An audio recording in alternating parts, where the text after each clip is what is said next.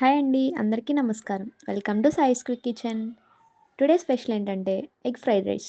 ఇలా స్ట్రీట్ స్టైల్‌లో చేశారంటే టేస్ట్ అంతే సూపర్‌గా ఉంటది. ప్రిపరేషన్ స్టార్ట్ చేద్దామా ఇంకా?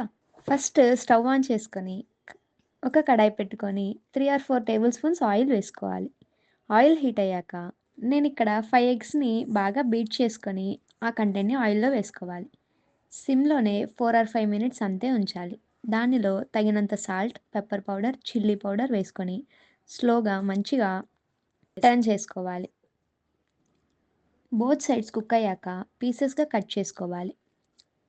అంతా ఒక ప్లేట్‌లోకి షిఫ్ట్ చేసుకోవాలి. నెక్స్ట్ సేమ్ కడాయిలో 4 ఆర్ 5 టేబుల్ స్పూన్స్ ఆయిల్ వేసుకొని హీట్ అయ్యాక 1 స్పూన్ జీలకర్ర వేసుకోవాలి. నెక్స్ట్ 1 బిగ్ సైజ్ ఆనియన్‌ని కట్ చేసుకొని వేసుకోవాలి. బాగా ఫ్రై అయ్యాక నెక్స్ట్ ఒక స్పూన్ జింజర్ గార్లిక్ పేస్ట్ వేసుకోవాలి. ఫ్రై అయ్యాక 1 ఆర్ 2 గ్రీన్ చిల్లీస్‌ని పీసెస్‌గా కట్ చేసుకొని వేసుకోవాలి. క్యారెట్ కూడా స్మాల్ పీసెస్‌గా వేసుకొని మిక్స్ చేసుకోవాలి. నెక్స్ట్ 1 కప్ స్వీట్ కార్న్‌ని బాయిల్ చేసుకొని వేసుకున్నా నేనిక్కడ. టొమాటోని పీసెస్‌గా కట్ చేసుకొని వేసుకోవాలి.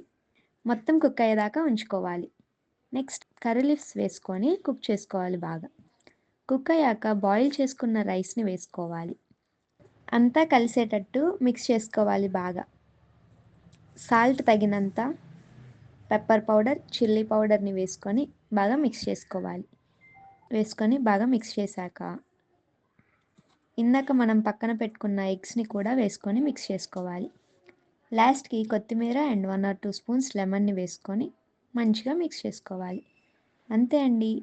ఈజీ అండ్ సింపుల్‌గా ఎగ్ ఫ్రైడ్ రైస్ హోమ్‌లోనే హోటల్ స్టైల్‌లో చేసుకోవచ్చు. సర్వ్ చేసుకొని తింటమే ఇంకా. ట్రై చేయండి గైస్ మీరు కూడా.